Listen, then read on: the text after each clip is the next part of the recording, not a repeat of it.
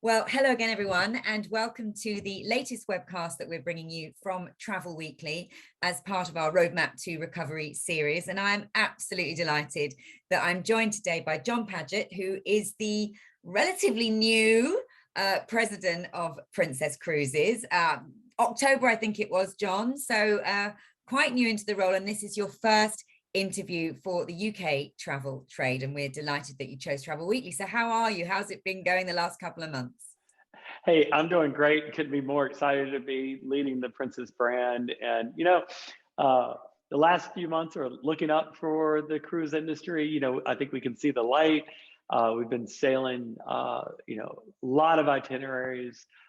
Still, we're having great, happy guests. We certainly would love to get our load factors up over time, our occupancy up, and the entire cruise industry back up and running. Couldn't be more excited to support that. Yeah, absolutely. Well, just before we move on, then just tell us where you are up to in terms of the fleet. How many ships are back sailing, and when you talk about load factors, are you still sort of keeping capacity a little bit reduced just for the moment until things progress? Most certainly. We are currently sailing 8 ships in the Princess fleet, and we'll have 7 more to return the service through the end of 22. And we should have most of those back in service by the summer of 22. That's really great. From a occupancy standpoint, I think it's a mixed bag, actually, is that we have reduced capacity and occupancy by design, but we would, of course, love more demand as well. So it's a little bit mixed bag. It's just the messaging in the world is very inconsistent. It's hard for consumers to understand. Travel planners have their hands full trying to keep a bead on their market and the changing rules and regulations. And I think that somewhat puts a little bit of a hindrance on your demand, because people want to cruise, people want to come on vacation. The cruise, and Princess Cruises specifically, provides really an unmatched vacation value. But the uncertainty, I think, is not helping any of us in the cruise space, and I look forward to that changing in the near future. Yeah, absolutely. We all do. I guess it just kind of hits confidence. But you did say there that people want to cruise, so presumably you've kept close to your loyal guests and potential guests. So there's definitely still demand, isn't there? And what's the result then? Are you just seeing people leaving it later to make the decision? Is that what's happening? Well, I think there's a difference between desire and demand. I think there is no doubt that there's a huge desire for all of our guests to get back cruising. We hear from them every day, and people are super excited to come back to all their itineraries all around the world. And Princess, from a brand standpoint, is fundamentally a world cruise line, and we deploy in markets all over the world. But in reality, the world is still shut down on many frontiers. And so we're operating with different itineraries than typical. But the most important thing is we're getting our ships all operational. We have our crew. People are so happy. Our scores are off the charts from a guest service standpoint, a guest experience standpoint. And so we're very confident that demand will come back as the uncertainty goes away. But there is just so much uncertainty and turmoil that it does, put a bit of a hindrance, I believe, on the demand. And, but I don't think there's any doubt that there's a huge desire to get back on vacation. Oh, absolutely. And surely, though, this uncertainty was slightly helped. Yesterday, we saw the announcement that the conditional sale order is not going to be renewed from tomorrow. So is that a good step in the right direction? Will that help customers feel a bit more confident? Well, I think that what makes the customer feel confident is the reality of how safe cruising is. We've, all cruise companies that have done so much work to make sure that we go above and beyond what anyone else is doing in the travel industry, or for that matter, industry as a whole. And so we've demonstrated such success and being able to sail through now what is even a new, or I'm not sure if it's a final peak, but whatever Omicron is, we've been able to continue operations continuously through that, keep all of our guests safe and healthy. You do have COVID cases. Of course, you're always going to have COVID cases, but we don't have any hospitalizations. Yeah. So when you really look at the notion of living with, it's not really an issue. We're living with it fine. We're sailing great itineraries. We're conveying a great guest experience, getting great scores. Our guests are happy to be with us.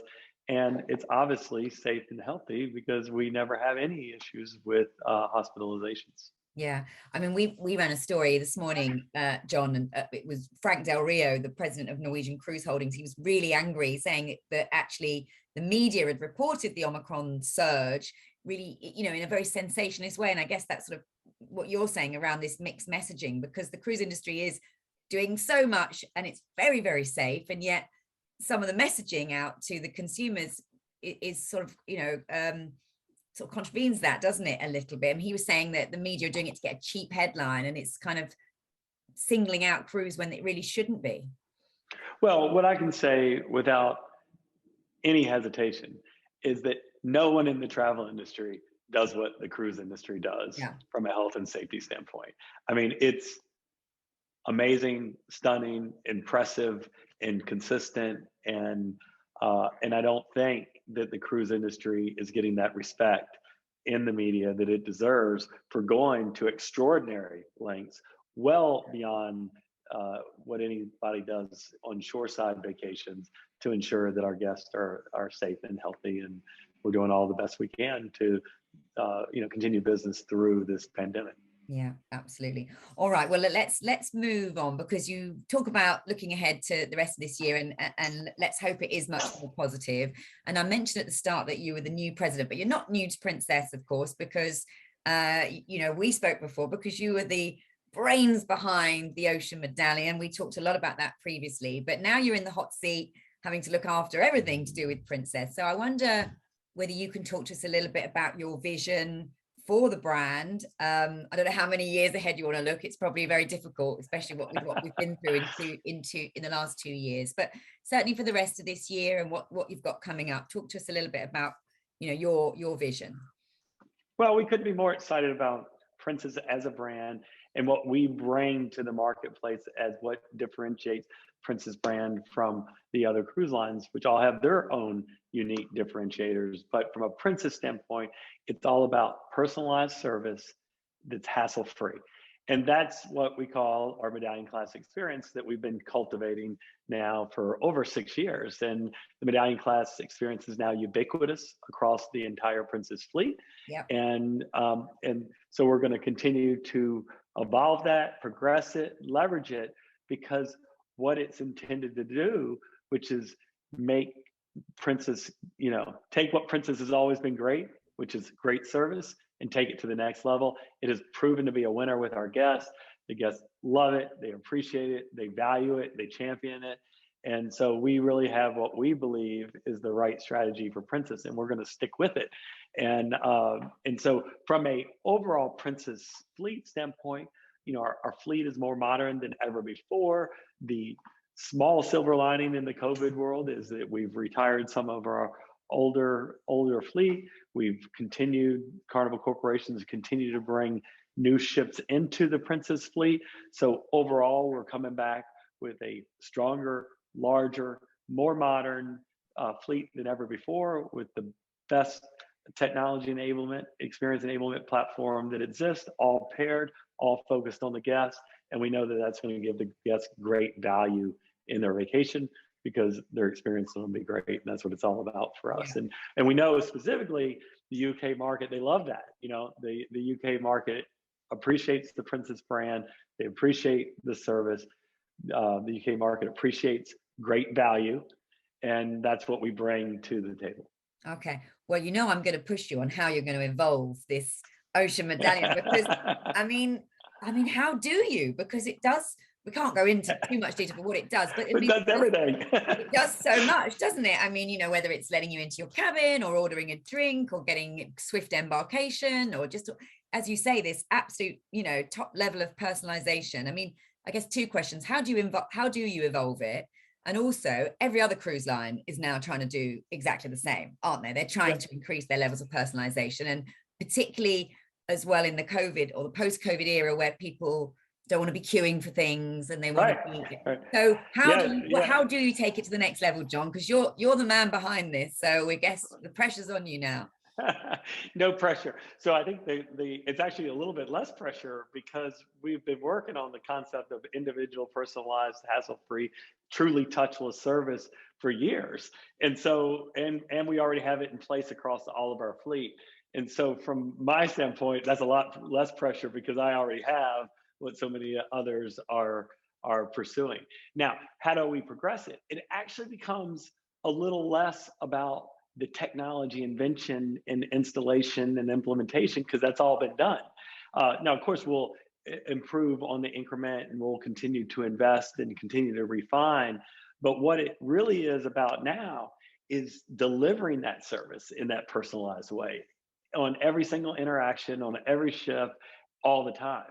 And so now it's more about the execution of that personalized service and to make sure that the guest overall experience is increasingly flawless. And that, whether that's applied in the food and beverage space, the entertainment space, the hotel space, recreation, everything is intended to ultimately be highly personalized to you, on demand, real time, and hassle free. And we should just stress, because of course, one of the things people love about going on a cruise is the crew. And this doesn't replace the crew, does it? Because no, it enhances the crew. And see, so many people get that wrong in the modern world when everyone then was talking about tech, talking about tech, talking about tech. And yes, the Medallion class experience enabled by the Ocean platform, which is the most advanced tech in the cruise industry. But guests aren't on a cruise ship to experience tech. They're there to experience great food, great entertainment, great, hotel accommodations, leisure, everything they do on the cruise ship is enabled, but that's why the guest is there. And so that's why we're focused on the execution now to make sure that all of that is delivered in an exceptional way to our guests and they get the most of the money. Look, time is priceless. And that's what we try to make sure that we use our guest time wisely while they're on vacation. And if we do, we know that they're going to value sailing with the Princess brand year after year. And how can you measure it, John? Since you've had the Medallion class, the Ocean Medallion in place, and this greater degree of personalization, have you seen, say, repeat passengers scores going up? Are you seeing more people coming back to Princess? Are you seeing people switch because they want to try it? How do you measure how successful it is? Hey, well, on a macro basis, it's honestly quite hard because COVID threw everything into a shambles, in the last couple of years, and we're not back up to full scale operations since we've expanded across the fleet. But at its core, Medallion class and Princess is about happy guests. And if we look at just the scores associated with our guests, our NPS scores are the highest they've ever been, even with COVID protocols.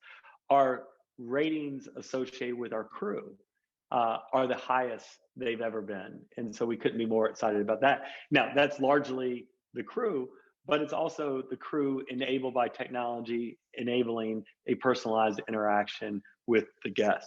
So if you look at those most basic metrics of satisfaction and crew interaction, our scores are as great as the highest they've ever been. Not great as they've ever been, but as high as they've ever been. So we couldn't be more happy with that. And we know that translates into a great product and service going forward. So we're very comfortable. Okay. All right.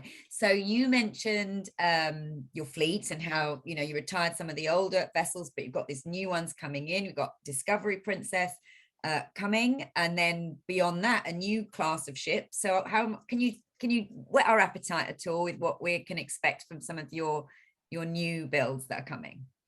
Yeah. So the Royal class ships are really impressive, and they're a ship that our guests actually love. I mean, they actually love because it's classic cruising. It's venerable Princess brand, has great heritage, but yet it's modern, enabled by technology, but the technology is embedded. So it's not about the technology, it's about the Princess experience. And the Royal Class, specifically in the UK market, has been really strong because we have the Regal Princess and Sky Princess were, one of our two first Princess ships to return the service, and they did that in the UK market, which was very important for us. And then when you look at, we have the Enchanted Princess now, which is another new Royal Class ship, and she is magnificent. And you're thinking about, more of everything you've always loved. That's what it is. It's more of everything you've always loved on Princess. We've taken it to the next level. And then the Discovery is the final ship of the Royal Class. Yeah. So again, those ships are very consistent, very appealing, and quite interchangeable in marketplace. So if you're a travel planner and your guests like the Royal Class ship, it gives so many options for them to choose to put their guest on. Now, our next new build is we're going to move into a completely new platform that is unique to Princess. And so we're super happy about that. We'll give you more details about that later, but I can tell you this is, although it'll be modern, forward leaning, it'll still, be fundamentally grounded in the Princess heritage, Princess style, the Princess, the Italian flair that comes with the Princess brand, and very applicable to everybody, where anyone can feel like $1 million on the Princess cruise John, ship. that does sound good, but you're not giving us much there, are you? Well, I can tell you that on our next class of ships, we're really focused on the environmental aspects of it. We're looking at higher fuel efficiency. Yeah. We're looking at a lot of the industrial side of cruising because it's important for us. It's important for our guests. And also what you're going to see across ships, and this includes the Sphere, is we're going to keep leaning into Princess Plus. And Princess Plus, because as we've evolved the Medallion class experience, the Princess experience has been becoming increasingly more inclusive with the Princess Plus. I mean, the value associated with that is unmatched because we include internet, so your connectivity is all included, your drinks are all included, your gratuities are all included, and it just really emphasizes the simplicity of vacationing we want to bring to our guests. And we're going to continue to lean in that, not only in our current class of ships, but then obviously it'll extend to our future class. Yeah, I think it, as much as it's exciting designing a new class of ship, I guess it must be so hard because you think you've done the pinnacle with the last class and then suddenly you're expected to come up with all these new things. So I'm pushing you only because I'm excited to know what you might come up with, that's all. Well, I think that, we're going to have more features on that ship than ever before. There's going to be the what you would call the common areas. The piazza is going to be bigger, more magnificent than ever before. We're also going to increase some of the family features on that ship to continue to broadening the applicable. Princess brand is already very broad, but we want to increasingly make it broad to include that family dynamic that is so important. So you'll see some more engaging recreational content on the top deck. So we're super excited about that. But I go back to the Princess Plus experience. When we tie all that together, it just makes it so easy for our guests and gives them that great value. Yeah. And will it the new tonnage coming in, will it allow you to sail to new destinations? I know you were saying at the start you're having to change itineraries, of course, at the moment because of different restrictions in countries around the world, and particularly the Far East. There's places you can't get to at the moment. So I guess that's the beauty of ships, isn't it? You can put them where you can actually go. But I mean, is your long-term plan to just keep extending your portfolio in terms of where you travel, or is it more about attracting new guests to go to the same sort of mainstay places? No, No, it's both. I mean, I think what we've learned definitely coming out of COVID is the beauty of uh, the cruise industry and cruise ships are their mobile devices. And we can continue to flex and change and move these mobile devices around the world more than ever before. And we at Prince will continue to build ships that are globally applicable. That's very important because we want to keep a very dynamic fleet, and we're going to move with the markets, and we're going to continue to develop new markets. It's very important to us. And we want to bring more new people to cruising, both from a fly dry, from a dry fly cruise market, as well as locally sourced at your home port destinations, which span the world. So all of that's really, really important to us. But the specific answer to your question is our fleet, even if it's growing in scale, is going to be globally applicable. Because we want to keep that flexibility to make sure that Princess brand remains a world cruise line. Yeah, and in just in the short term, while you can't get into sort of place, because obviously Japan or some of the places that you are quite well known for sailing to, will ships just be closer to home perhaps for this year, do you think? I think that's exactly right, is that our expectation is to maintain our global business model, and then we're going to flex it in the near term to really the cruise friendly open markets. I mean, that's where we have to do, it's because there's no certainty in markets. You obviously sometimes will be patient, you can wait, but also other times you have to make a move and go ahead and move that ship out of a market and go ahead and get sailing again, because that's better for the ship, it's better for our crew, it's better for our business, and ultimately better for the cruise industry. But by no means do we see the impacts that COVID's had on closing market as permanent impairments to our business model. Not at all. In fact, we would expect them to come back stronger than ever. Because they'll be so desperate to go. Yeah. Exactly. So we will continue to cultivate those relationships, maintain those connections, support those markets, and get ships operating in those markets as soon as possible. Okay, good to hear. So while we're talking about markets, you've mentioned the UK a couple of times, and of course, we had your ships doing seacations around the UK, which was wonderful. So tell us how important the UK market is to Princess and to you, John. Tell us what you feel about the UK market. Well, the UK market is huge for Princess, and 40% of our guests last year that sailed were from the UK, and that in the partnership with the UK as an overall market. When I say that, I mean both government as well as port authorities, as well as the travel advisor community and the trade, was instrumental in opening up the UK back to cruising, and that was so important. And so, yeah, we did the seacations, which were nice. Now, there is no doubt you want your ships visiting destinations, because that's the beauty of cruise, where everyone wins. When you're visiting your destinations, the guest is winning, the local community is winning, and commerce is maximized. And so by no means did we think that was an optimal model, but it was certainly a model that we appreciated being able to do it on a relative basis. So we look to return back to the UK as we've always had. I think we're bringing 5 ships back next year.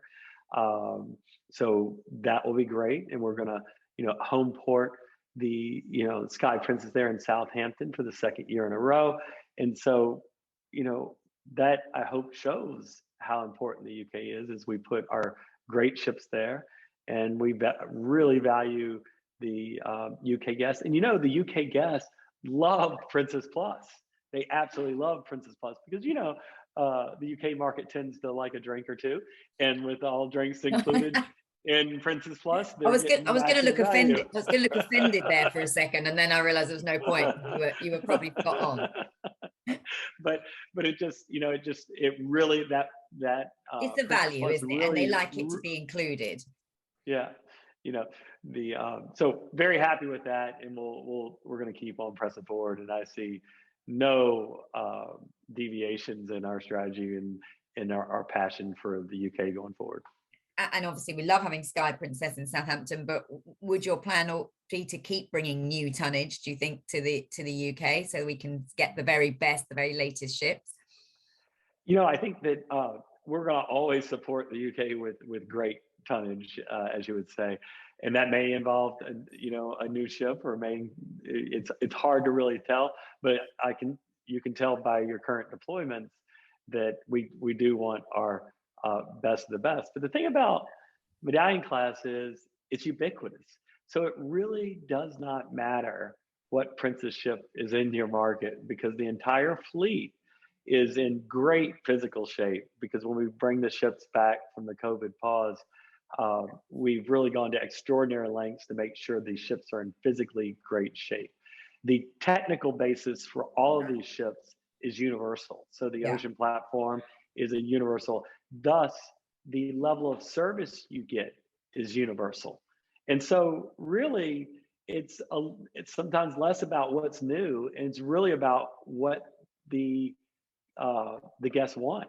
And some of them like a little bit of the grand class ships or the super grand class ships. I mean, they're really valued by some, and then other people would prefer the royal class. And so that's what we think the beauty of having this experience, which is ubiquitous across the fleet, that really you can put a vintage ship or you can put a brand new ship, but it's still the Princess experience. And so is that how you is that your message then to travel advisors or travel agents, that they need to be, because obviously we've lost a few agents out of the industry, there's a big training, I'm sure must be the same in the US as well, but there's obviously everyone needs to be trained again. Some people are on furlough, so we've got a big job to do, get everyone trained up again. And is the USP then that you want agents to be really knowledgeable on is your service, the technology that sits behind that, things like Princess Plus, rather than knowing necessarily every single ship? You just hit it dead on. At the end of the day, I want the travel advisors to know that Princess is committed to personalized service that's hassle-free, and we're going to do that in a way that we're going to provide the product via Princess Plus that gives a great value, takes the hassle out, and we want your guests to the travel advisor to facilitate year after year commitment to the Princess brand. And you can trust that that's what we're focused on, and you're not going to get variation in product. If this ship shows up, you get this, and then the service is lower over here. We focus on delivering great guest service across all of our ships, and it doesn't matter the vintage. Some of our grand class ships and super grand ships get just as high scores as our brand new royal class ships. Okay, all right. A couple more questions. I know I'm conscious of your time, John. I'm really grateful for your time, but a lot of other lines are really investing in private islands, and they're saying that's kind of almost been accelerated because of the pandemic, because they can obviously control things much more on a private island. Is that a strategy that you're pursuing? Well, I think that when you look at Carnival Corporation as a whole, we have a tremendous focus on ports and ports of calls and private islands. Princess in the Caribbean it calls them Princess Keys. Carnival Corporation is also represents Grand Turk, Amber Cove, Cozumel, Puerto Maya. So we have a stable of predictable, consistent, reliable destinations that support our cruise operations and all the brands of the Carnival Corporation. And that allows a level of certainty in times like now when markets are opening and closing, where you do have these locations that you can really, really rely on that give great guest service. So they are, well, let's put it like this. They have been part of our strategy. They are part of our strategy, and they will continue to be part of our strategy. Okay, but you're not particularly accelerating that, because of what we've just been through. It's just part of what you were doing always. Okay. Exactly. I wanted to ask you just another question about brand, just around the fact that obviously Princess was right in that spotlight a couple of years ago. I did speak to Jan about this at the last event she spoke at for Clear. It was very interesting because she said she's had loads of people that had perhaps been on Diamond Princess, that they were really ready to come back on again. She had really sort of strong dialogue with a lot of these people. But I just wonder, at the time it was so in the news, But has time now been a good healer, and there's no sort of issues around your brand or anything like that? Have people kind of moved on from that? I just want to know where you are now 2 years on, because it is a very different place, as Jan was saying. I would really agree with Jane completely, in the sense of our brand scores with the consumer are as high as they've ever been. Good. And, it's really a story of how you handle a tough situation that is now played through, because, that was as tough as it gets. No one understood, no one in the world understood what was going on. And so at that time, you're at the center of that. But over time, people realized that just happened to be a microcosm of what was happening, in the rest of the world, that ultimately the rest of the world experienced. And in reflection, they see how hard you worked to handle that the best you could. And at Princess, we're committed to just doing the right thing and making things right with our guests. And through all the changes and fits and starts of the cruise industry through COVID, we've really focused on making things right with our guests, supporting the travel advisors. And I think we're coming back, honestly, with stronger brand than ever before. And that's really, I think, somewhat unique to Princess. Princess is a venerable brand. It's a brand that everyone knows since the Love Boat. And it's a brand that we're fortunate to have, because consumers want Princess to be great. You know what I'm saying? Consumers actually don't really want, and your guests don't really want to see that brand in the middle of the turmoil that it was caught in. And so, again, I think we're in great shape. We're very proud of this brand. And as it relates to specific ships, honestly, there's no holdover, because people have realized it just was a universal challenge. You just happen to be, unfortunately, the first in the line to experience it. Yeah, it seems very unfair, but as you say, it's absolutely how you handle these things and come out the other side. And it's great to hear that your scores are fantastic and consumers are still loving Princess. So listen, I could talk loads more. I know you haven't got many more time. We wish you all the best for Discovery and the ships behind that. We'd love to see you over here. John, have you got plans to come to the UK this year? Hey, you know what? I'll come. You just invited me. I'll come. And there you are. That's an invite, definitely. Yeah, we so appreciate you, and you're of course welcome on our ships at any time, any place, any market, anytime. And so we couldn't be more happy to have you. We appreciate so much the UK market overall. What the travel planners do in that market to support Princess is appreciated, and we appreciate everything people do collectively to get the cruise industry as a whole back together as a community and moving forward. Okay, well, they would love to hear from you directly. So if your plans bring you this way, we'd love to speak to you again. And, lots of agents would love to meet you, but we wish you all the best, John. Thank you so much for your time and good luck. Thank you so much. Thank you so much. I hope it's a great year. Thank you. We'll see you soon.